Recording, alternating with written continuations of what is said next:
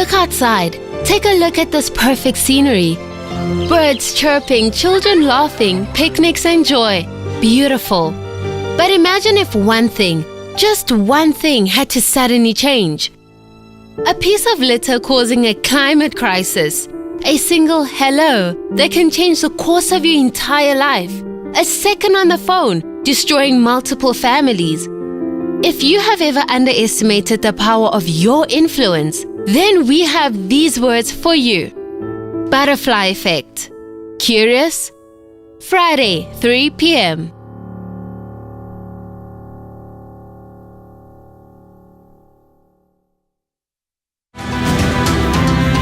We are women. We are brave, strong, capable, unique. We are women to women. Good afternoon, South Africa, and we welcome the month of September, where spring comes to the air. We have made a purpose. During this month of September, we are going to learn lessons from our Mother Nature, and we are going to share those lessons with you. So it's a series called Lessons from Mother Nature, which we are going to do to celebrate springs, to celebrate renew and new beginnings in our life. Today, we bring to you the butterfly effect. I was taken by the concept of butterfly effect, and I want to invite you to apply the butterfly effect from the beginning of the month to September. Let's make that challenge. If we do it, what's going to happen? And it goes perfect in line with our purpose of we are work in progress. And today, we are going to give you more material, more tools for you to work further and to progress further. So let us understand what is the butterfly effect. Small changes that may not make much of a difference, they create a positive ripple effect. They create a complete change in a certain area of your life or your surroundings.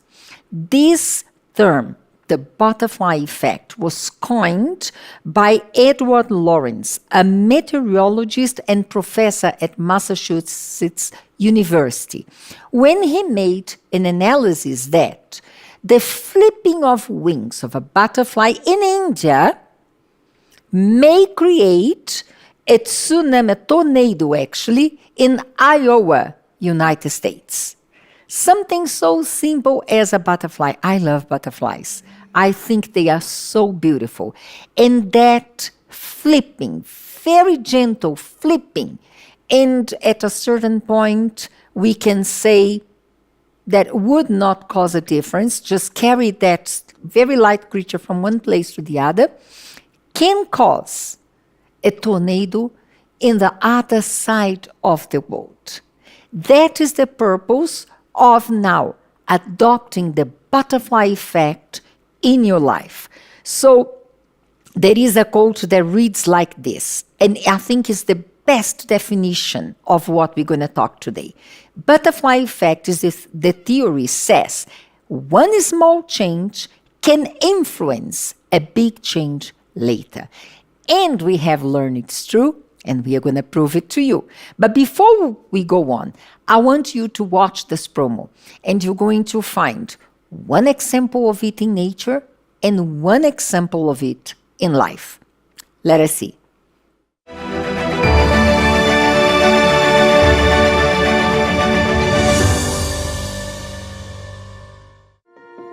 There are countless ways in which the butterfly effect impacts our lives and the world at large. Here are two examples of this, one in nature and one in everyday life. In nature, ecosystems are vastly complex, and the loss of a single species might not have a perceived effect, but it could have cascading effects on the entire system. For instance, reintroducing the wolf to Yellowstone Park increased beaver populations, increased the number of willow and aspen plants, and provided food for the birds, coyotes, and bears, among other benefits. Now, what about our life? Philozola says that he does wonder about the indirect effects of his personal actions. The items I buy, the people I interact with, the things I say, I believe can each have the cascading effects that ripple through society, he says. That is why it's important to try and be a good person, to create a positive influence. One thing I also think about is how these indirect effects are often not as small. Now there you have it. These are examples of how the butterfly effect can directly or indirectly impact your own life.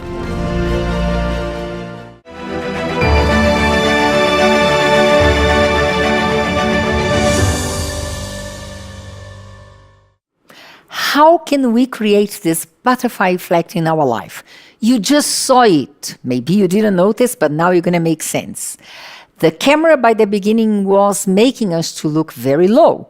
And a small change, I'm sure, you are feeling much better with our visual contact through the screen. And that's what we're going to talk about. How can we create it? Okay, I would like to give an example going back to the 1800s, where a lot of women back then were dying because of infections that they would get through childbirth. So they would give birth, but immediately after they would get infections and they would die. So there was a doctor, a Hungarian doctor called Ignaz Semmelweis, who wanted to know what was happening. And back then, autopsies were a new thing. So doctors would go do autopsies, and in the morning and in the afternoon, they would come back and deliver children. The problem was that they would not wash hands. So while they were busy doing autopsies and opening up bodies to check what was happening, how did the person die, there would be a lot of bacteria underneath their nails and on their hands. And they did not know any better, so they would go and deliver babies. The children would be fine, but after a few minutes, the women would die. And the percentage of women dying was so high that it caused panic around in Hungary, in Vienna, where they were. And he did a research. He found out that doctors were not washing their hands. And just by that simple act of asking doctors to wash their hands before operating, and now we know that it has gone to before eating. With the pandemic as well, we had to wash our hands all the time. Just that one simple act saved a lot of people's lives. So women were saved, and the number went from 16% to 0 women dying because of infections. So just that simple act of washing hands changed the history of the world, I can say. And again, it changed the history of our life through the pandemic, because we have sanitizers, we have powerful things to disinfect hands, but the message was wash your hands with soap. That is quite affordable for 20 seconds, and you are going to diminish the risk of contracting COVID. So you see a small change that had paved great improvement in medical field. Today they scrub in, today they're so careful with proper apparatus.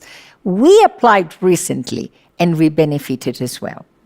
So another example of the butterfly effect, also related to the medical field, is from the scientist who discovered penicillin. And it is said that, he was working on something. He had a petri dish that he had worked on something that he forgot on the table and went away. If I'm not mistaken, they say for 2 weeks. When he came back, he found that there was mold in the petri dish of whatever that he was working on. But he didn't just throw it away. He became curious because the perimeter of the mold, there was nothing else growing around that. So it looked like this thing is rotten. However, nothing grows around it. This mold is almost controlled to the circle around it. And that, piqued his curiosity. And when he investigated further, that is how penicillin was discovered. And we know it as a medicine many lives that is used, for many, many things. It's literally one of those things that, whenever you get a cut, penicillin will be prescribed for you.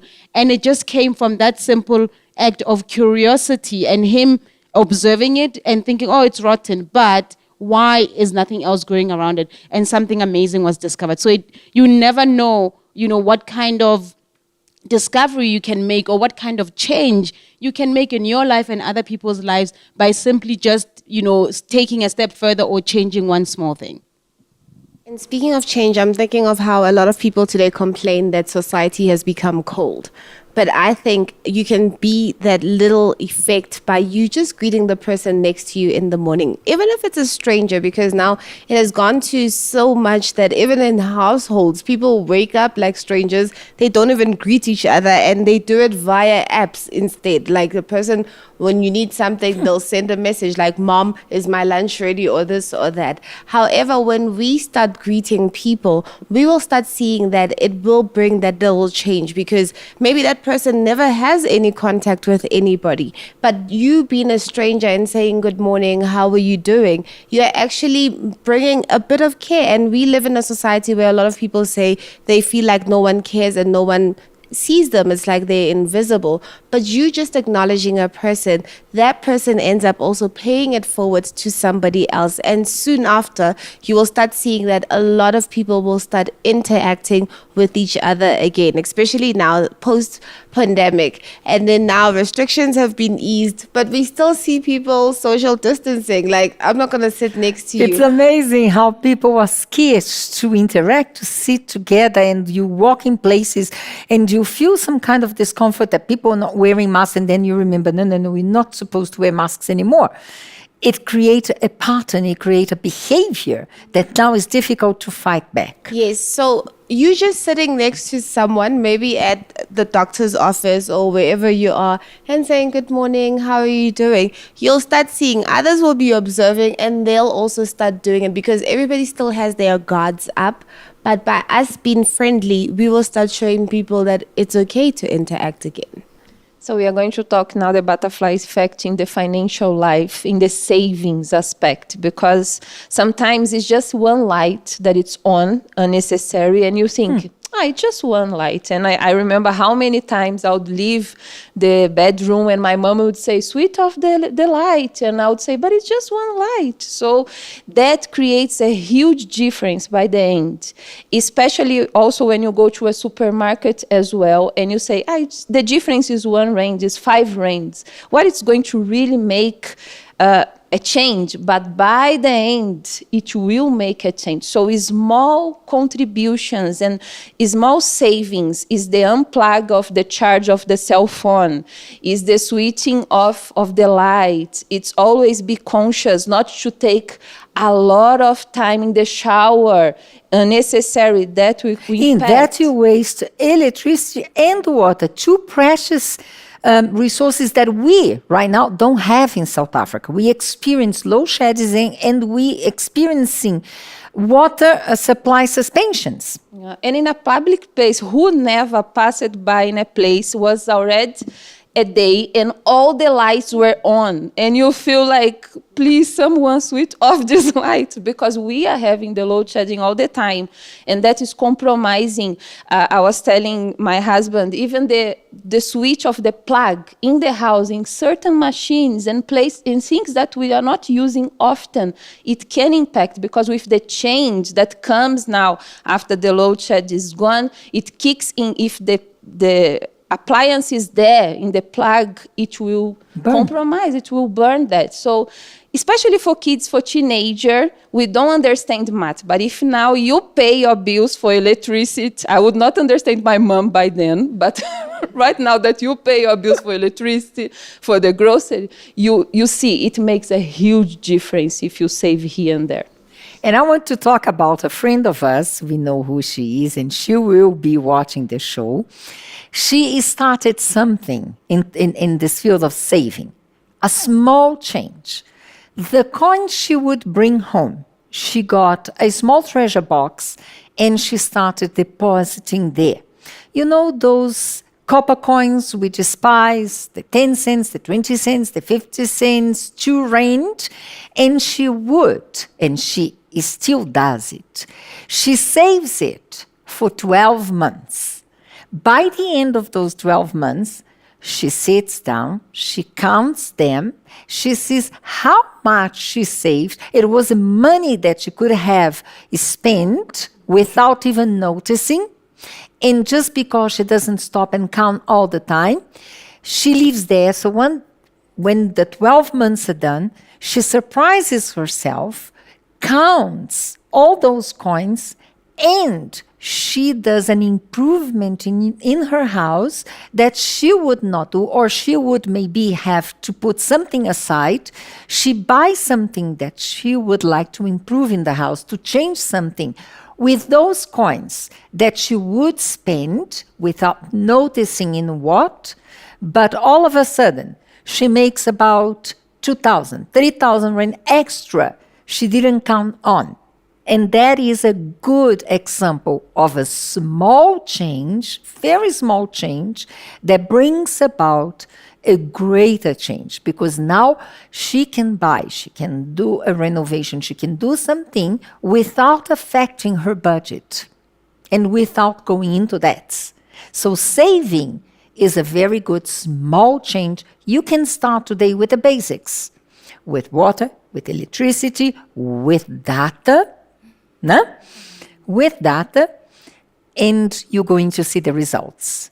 Another one could be observing your patterns. This one is very important because I'm thinking of how many people have lost loved ones by means of separation because of their behavioral patterns and because of their reactions. This is something that we don't pay attention to because we always say this on the show, this is who I am.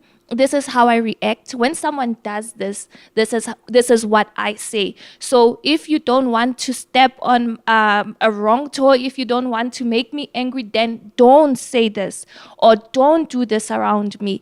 But it is not about another person doing or not doing. It is about you observing your patterns. It's like people use this thing, it's my trigger point. So when someone does this, I'm triggered and this is how I respond. So it is knowing how you respond and how you react in different situations.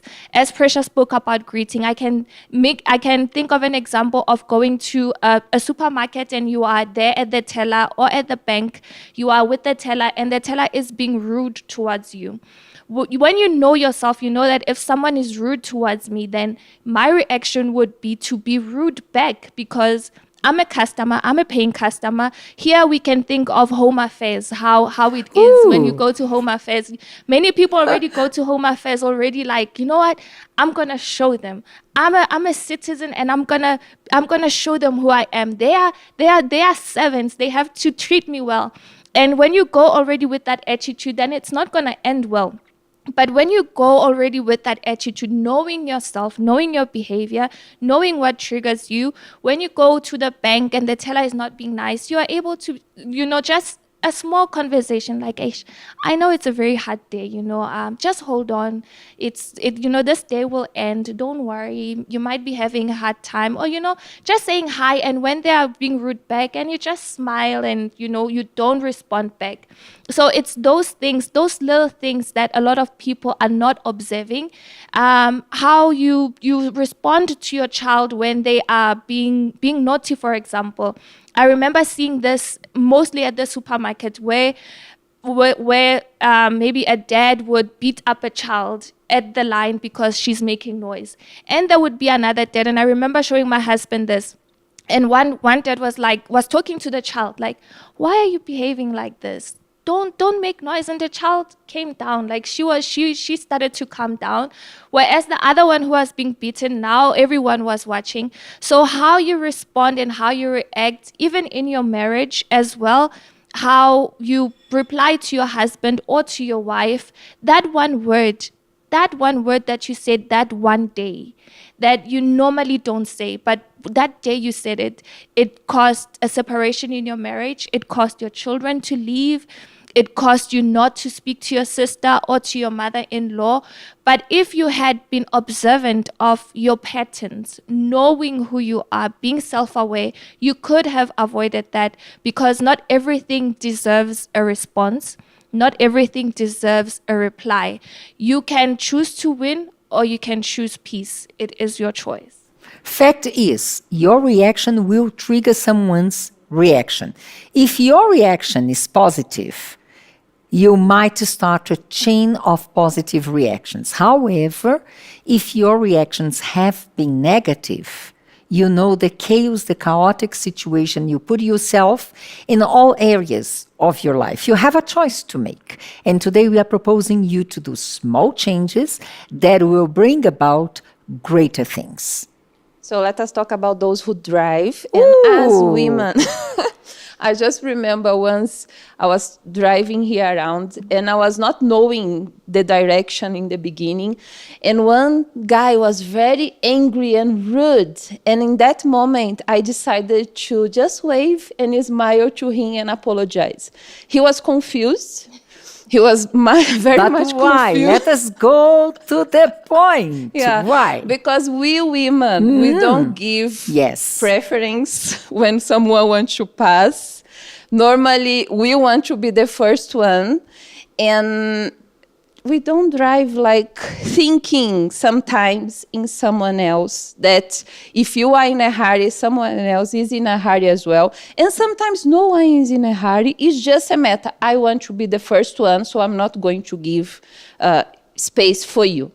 And in that moment, I could realize how much everything can change when you just serve that person. When you, instead of, no, I am here and I will be, or when you make a mistake, because we make mistakes sometimes driving, and we just apologize and we just smile, and that changes everything. So if we start now to give more value for the small changes, when we are driving, we don't have that saying, that saying, no, it's women. They're not going to help. I have that. I'm sorry to confess. When I have to change my lane and I see the driver of the car is a woman, I know I'm not going to try. She's not going to allow me in. And I go right with that assumption, 90 out of 100. I can promise you.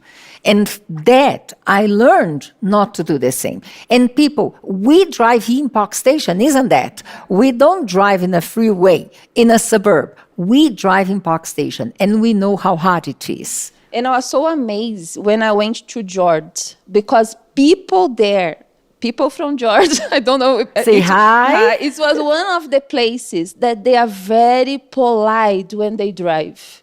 And they give you, it's not even your turn, they allow you. It's a peaceful place, it's a beautiful place, but I was amazed because I came from Johannesburg and then here everyone up and down and no one give you the space. And there they would wait and you would cross. If someone would be in a hurry, they would say, what is happening? Do you need help? And the traffic was so small, calm. So I could learn a lot of tips from there as well when I saw people reacting in a different way. And not doing that, we see how many road accidents we have of people trying to change lanes, people trying to do roundabouts, how many crashes we witness in a month that could have been avoided if we would do this small change. And another thing, speaking of road accidents, how can we all not forget our litter bugs? Ooh. The people Litter bugs, that's a cutie name. It Yes. matches with the topic of the month. So the person, maybe you're eating something, you're drinking something, and you just decide, I don't want my car to be dirty. I'll just toss it out the window. And that causes commotion because, number one, we all complain of how dirty our country is, how dirty our suburbs are. But if you start being the change, instead of you throwing it out of your window or dropping it on the floor once you're done drinking it, how about you pick it up and take it and throw it in the nearest trash can? And I remember how in school they started doing that change, and because they found out that, okay, girls would be dropping plastics on the floor, whatever they used, then they started saying, okay, how about we start having litter monitors? And the job of the litter monitors was actually to gather the litter together and then properly organize it in the recyclable bins that we had. And from there, when learners started understanding that, hang on, like that can, she's going to make money off my can, people would be like, no, I'll go put my own can in there. And I think that's a good lesson that we can learn even in communities, because we have a high unemployment rate. But if maybe we have those local guys that are just sitting doing nothing, if they start going around the community and sorting out the garbage that is there, they will not only be making money for themselves by going to the recycling places, but they will also be cleaning the community. So I think when we start putting that change, I don't know if people have noticed those bins, the colorful bins. As soon as you see that, you don't just throw anywhere. We all want to read like, oh, so plastic goes in there, like cans go in there, this goes in there. That brings a change not only in the clean environment, but we're also recycling and saving a lot of money. So that's a little thing that parents can also start doing, teaching their kids at home and also to the community at wide. Today I have a lot of stories, so it seems. What I'm remembering now, we know we had our stadiums, and very soon we are going to have another stadium. Big surprise, it's still in 2022. But I remember particularly in one of them. And this is what opened the doors for us as Universal Church to hold events at stadiums. They were very concerned about the ending result, what will happen after having 80, 90,000 people gathered. Who's going to pick up the rubbish? So we had to pay a fee for cleaning. And my husband told them in the briefings, during the meetings, the preparations for the meetings, don't worry, you're going to see what you never saw. And amazingly, when we finished the stadium, everyone had a plastic, a dark plastic, whatever. And when people left the stadium was cleaner than when it started. The bathrooms were cleaned, and they were so amazed. So amazed because they were so afraid of the damage, they were so afraid of the rubbish. They are used to soccer matches, they are used to public events.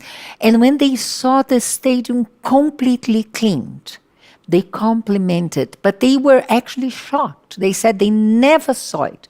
A small change. Each one of us who went to the stadium, we made sure that our seat and our surroundings was clean.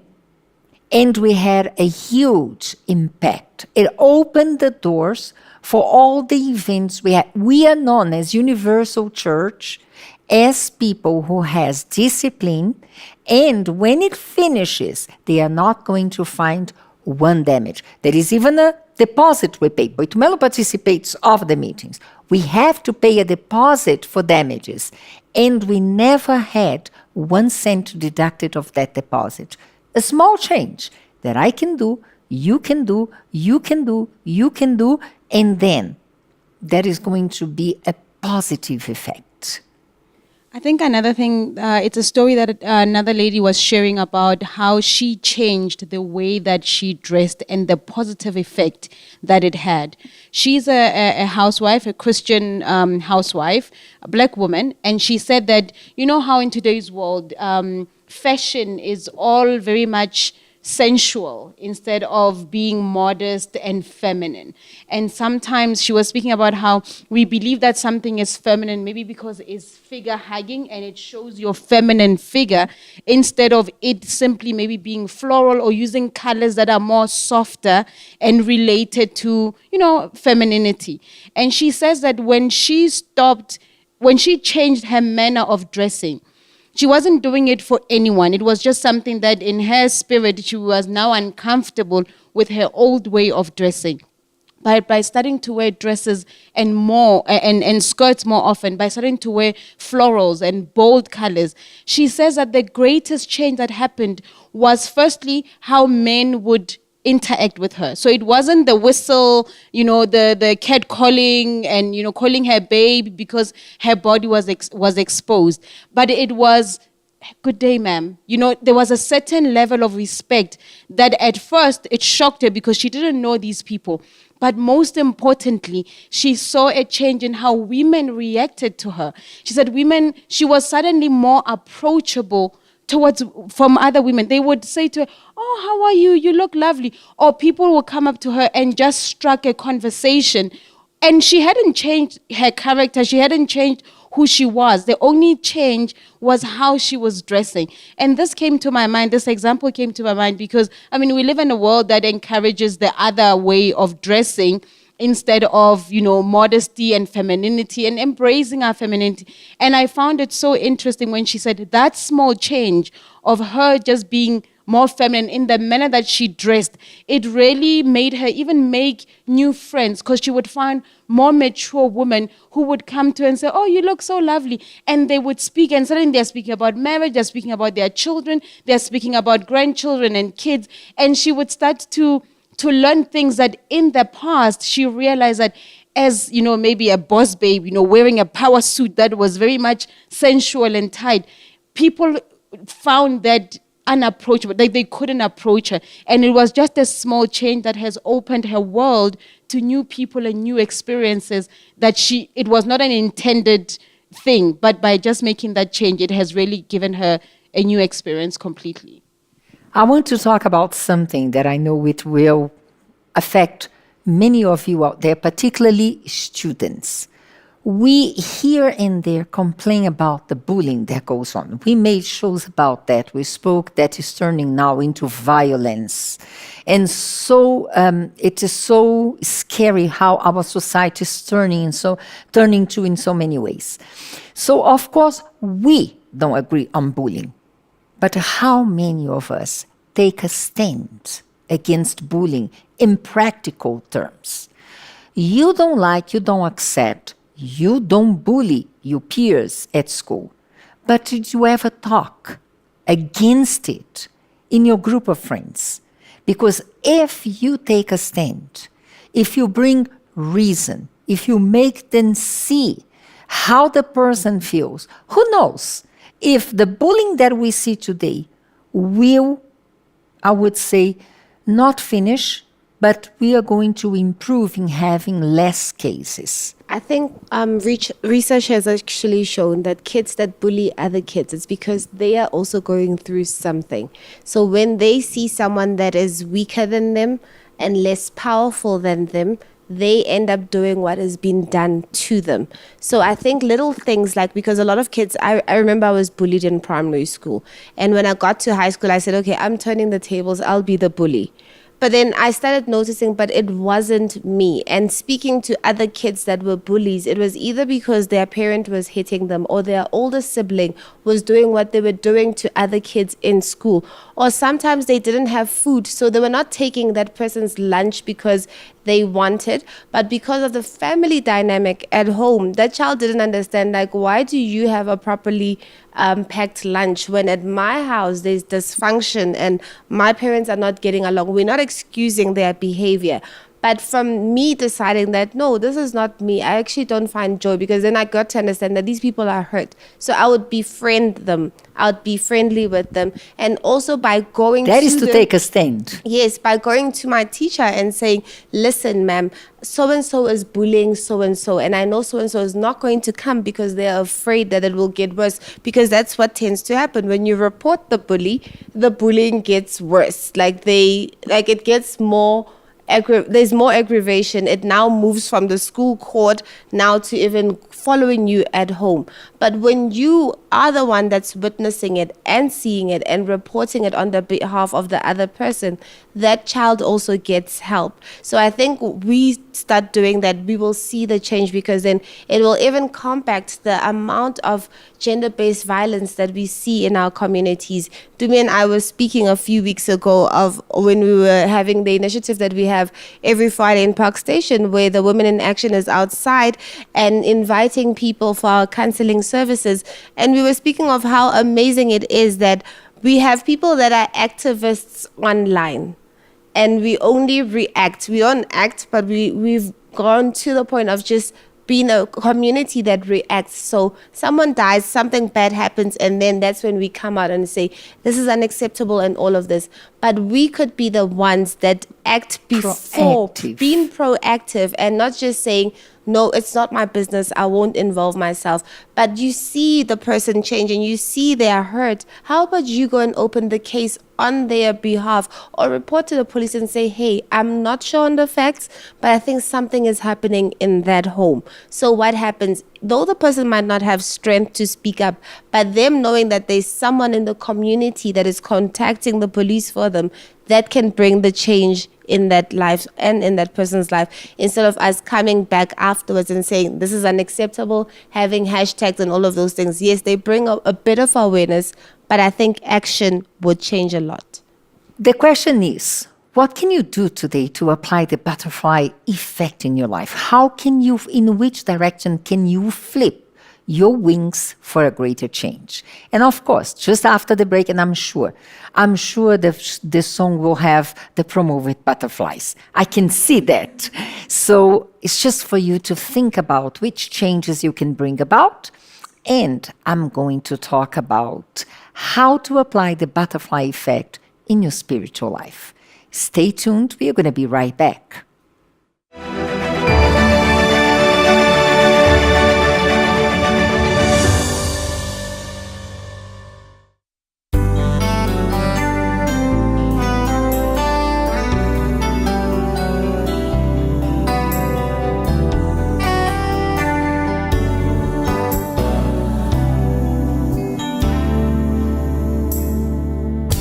One step at a time, I will climb and I will rise.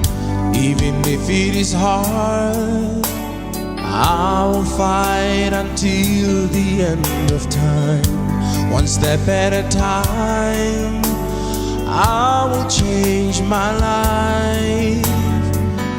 It'll never be easy, I will succeed because God is by my side. One step at a time, I'll climb. Each step I take will get me there. The harder I try, the more I will rise. My life will change one step at a time. One step at a time, I'll climb. Each step I take will get me there. The harder I try, the more I will rise. My life will change one step at a time.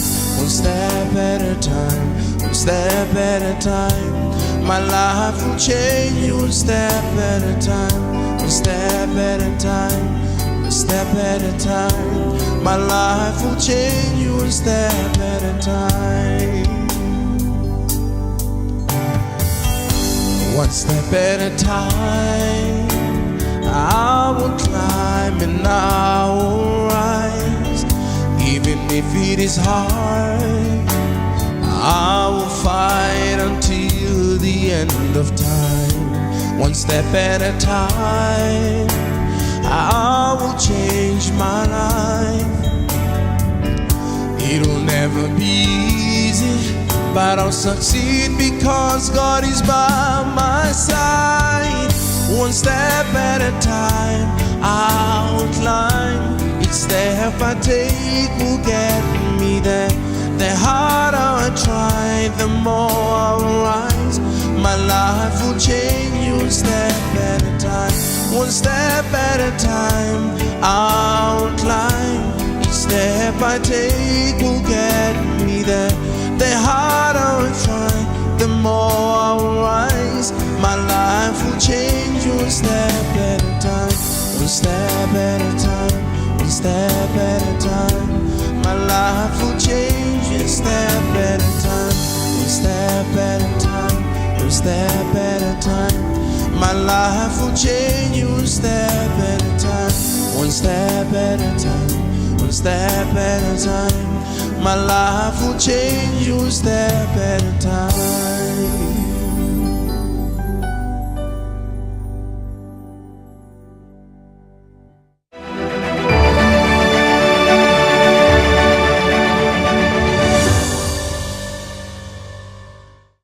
Welcome back.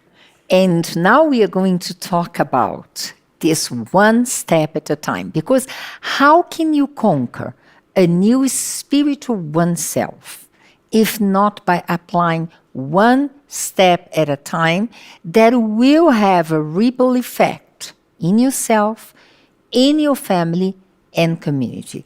But just before we go there, I'm curious to know about one change, a small change that one of us have applied in our lives that brought up an effect. Who wants to start?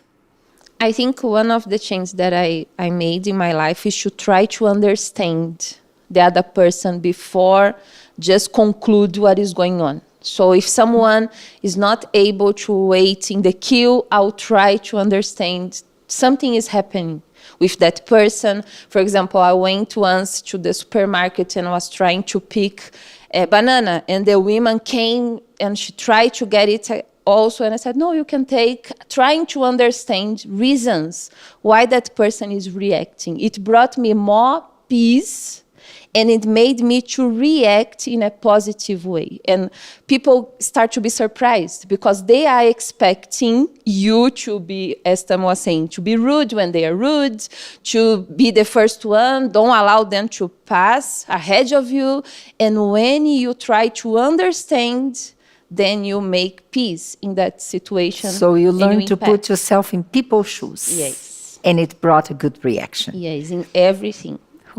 I recently, like, you know, when you're standing in the queue, there's like things like packed there. And whenever anything is ever out of place and the queue is long, instead of standing there and complaining how slow everything is, I start packing things. Then I start putting everything. Then you'll notice that even the staff themselves, they start looking at you like, what's wrong? And in one store, I remember one of the packers actually came and said to me, no, ma'am, you don't need to do that. It's actually okay. And I was like, no, I'm just doing something productive while we're waiting here in the queue. And other customers started doing that as well, like where they were standing like, oh, this doesn't belong here. And someone even made a joke and said, it's funny how the store people organize it every evening, but we are the very same people that you take it from there, and then once you take 2 steps forward, you're like, no, I don't want it anymore, and you just drop it there. So just taking that walk back to the fridge and putting it back there because you've decided you don't want it anymore, they actually appreciate it. And a lot of them have said to me, oh, thank you, you could have just dropped it off wherever it was. And also when we eat out, when you're done eating, I saw this happening. I neatly pack everything because it's what Seal says, putting yourself in the other person's shoes. So I'll stack the plates together and all of that. And when the person comes to take the things, they're always shocked, like, wow, like it's so neatly packed and it makes my job so much easier. And without you seeing whoever's next to you, the table next to you, they also start doing it little by little. Conformity, like we had our show on that. We can start good things, small things, and provoke a good reaction. By saying hi to a stranger. I remember one time I was at the cashier paying, and I just said, hi, how are you? And the cashier replied, and out of nowhere, she just started telling me about how she's struggling in her marriage. I was shocked, like, what is happening? And I spoke to her, sort of like gave her a mini counseling, like, you know what, just hold on, just be strong. Just be there for your husband. He's probably going through something rough. I don't know where that came from, honestly. But now I have this tendency of maybe at a bank or a teller just saying, hi, how are you? Oh, it's a long day. I'm sure you're tired. And as well in the church, when I see someone standing alone, maybe not so happy, I'll be like, hi, how are you? How are you doing? You know, like, but not just that, how are you doing and then passing, but like, how are you really doing? And is everything fine? What about your kids? Because sometimes they just say, no, I'm fine. Like, how about your kids? And work, how is it? And then they start opening. Whereas before, I would be a person who would be like, you know what, let me just mind my own business, you know, they are workers, I'm not going to say anything, and then I'll just pass. But now I saw the importance of just saying hi, how are you? Are you doing well? Just hold on, it will be fine, even though I don't know what the person is going through. And you end up opening a channel for evangelism, because who knows how many you're going to be able to counsel without actually counseling, officially sitting down and counseling. I think for me, the greatest, the smallest thing that I did, which makes a great difference, is praying for people without them, even if it's people that I'm not close to, or most especially with people that I'm really close to, praying for people from the understanding that you can't be mad at someone and pray for them at the same time.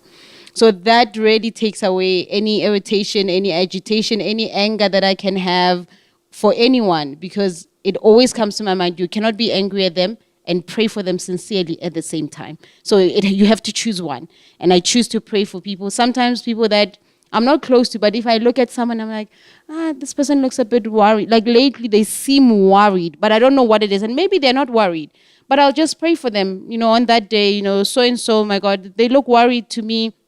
I hope they're fine, whatever they may be going through, can they overcome? But that has really helped me in the relationship with the closest people to me, just from saying, I can't be angry and pray for you sincerely at the same time.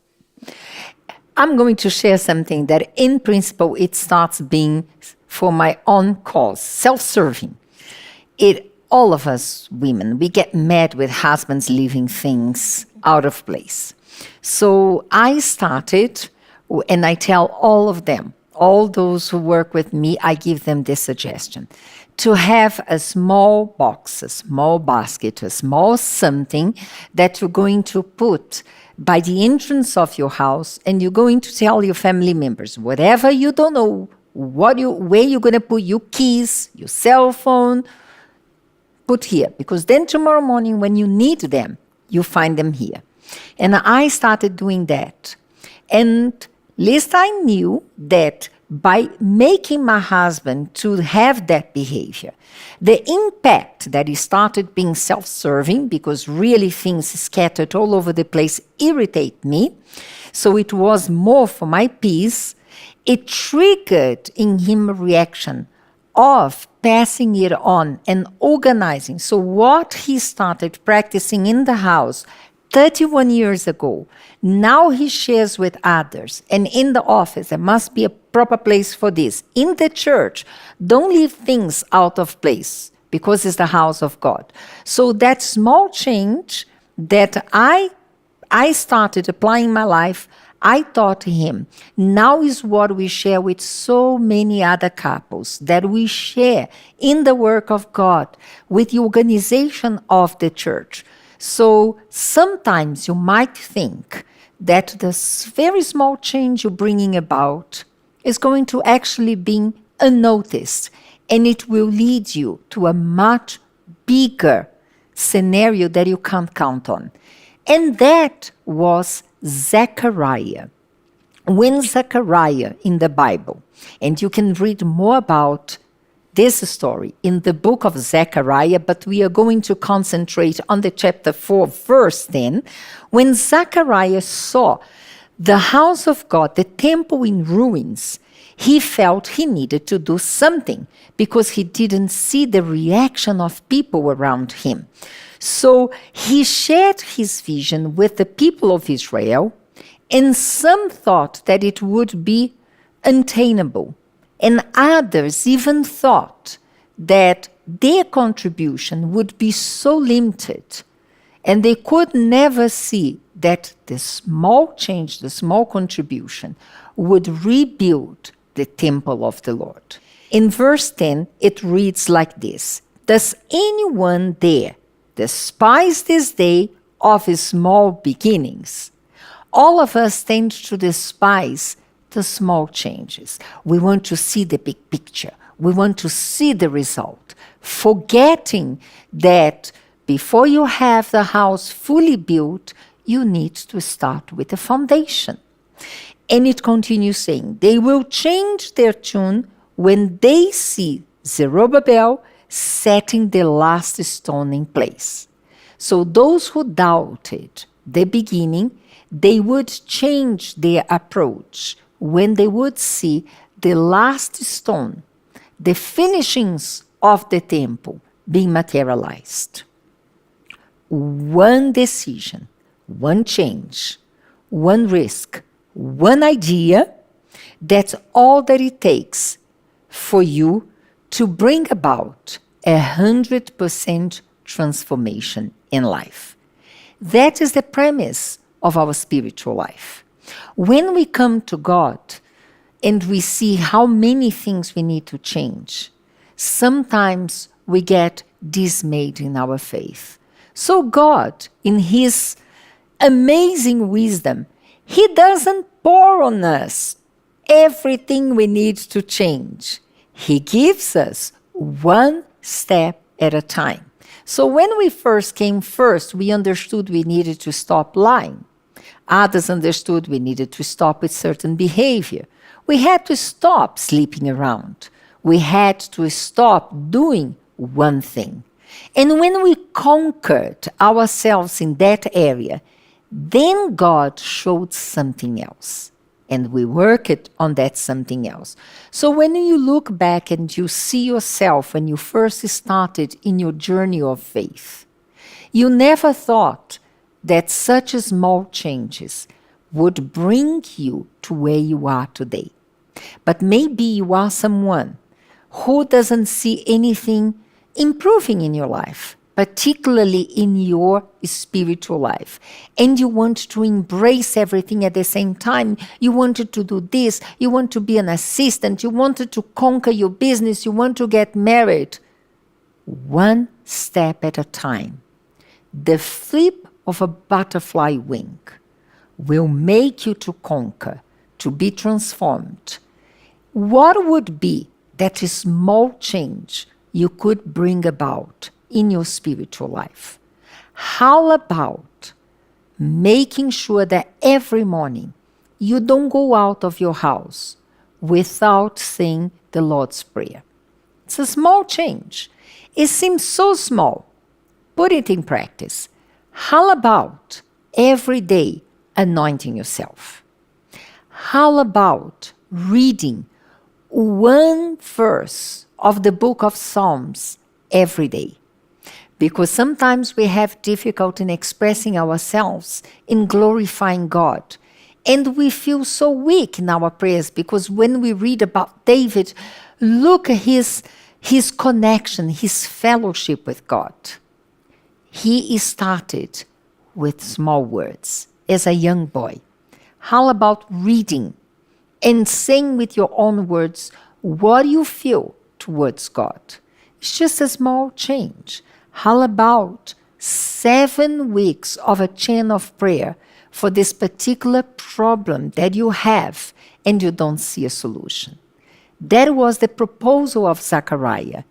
And he encouraged the people to engage with Zerubbabel and build the temple.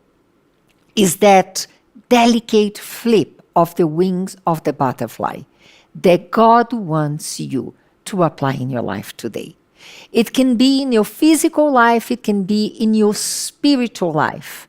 But the small changes you make will bring a ripple effect, change your family, change your friends, change your community, and really impact in people's life.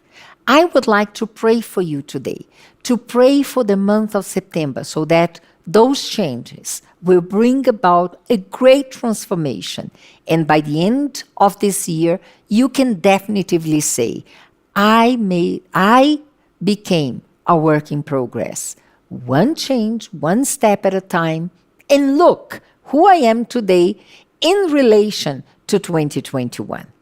Please close your eyes. Our Lord and our Father, what a joy that we are together up to the month of September, welcoming springs, but more than that, welcoming a transformation in our lives. Every day is an opportunity. Month after month, we talk about different things we need to act upon. We need to learn.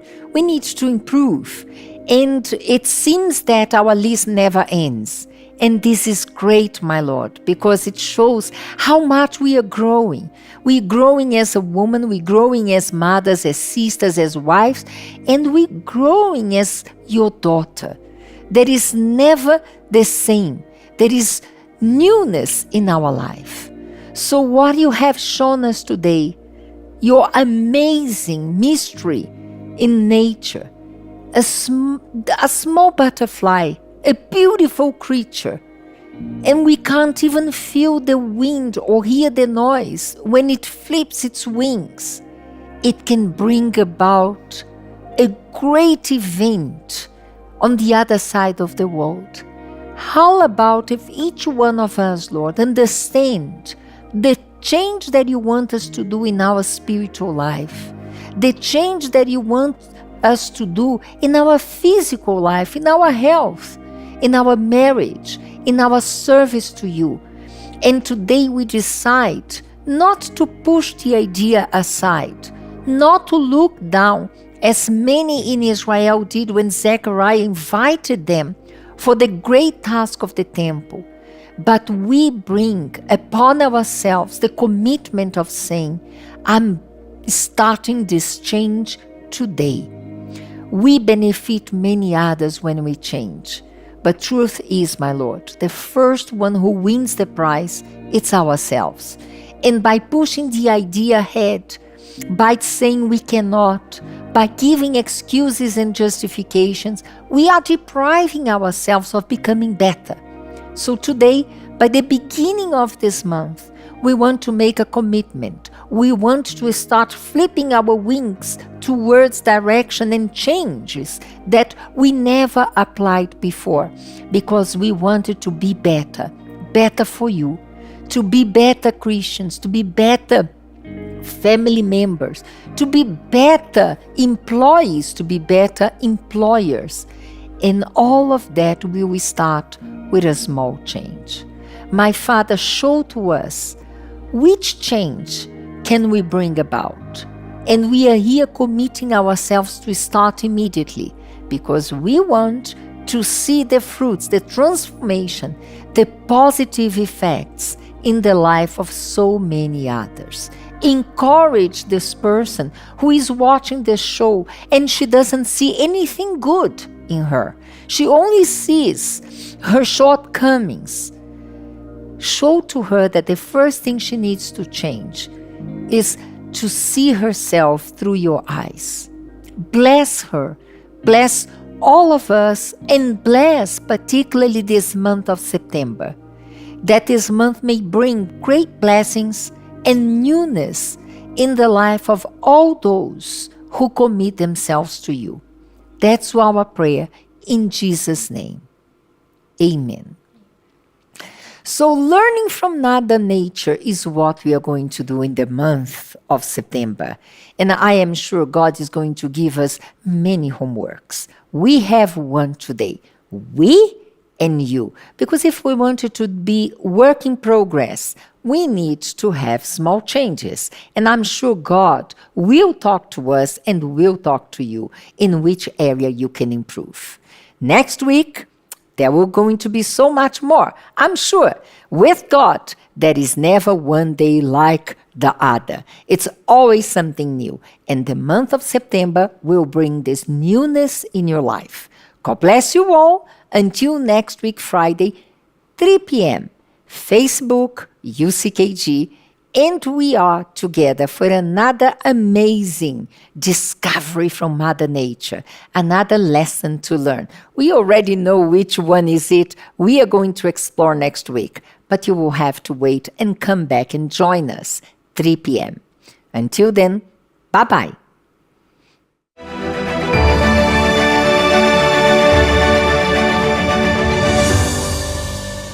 That's it, I'm done. It doesn't work. Hundreds of books and videos later, and back to square one. He says this, she says that. Can someone just tell me what to do for success? Hey, stop. Want to know the real secret to personal growth and success? Don't look up. Yes, that's right. The secret is don't look up. A bit confused? Don't worry. All will be revealed this Friday at 3 p.m.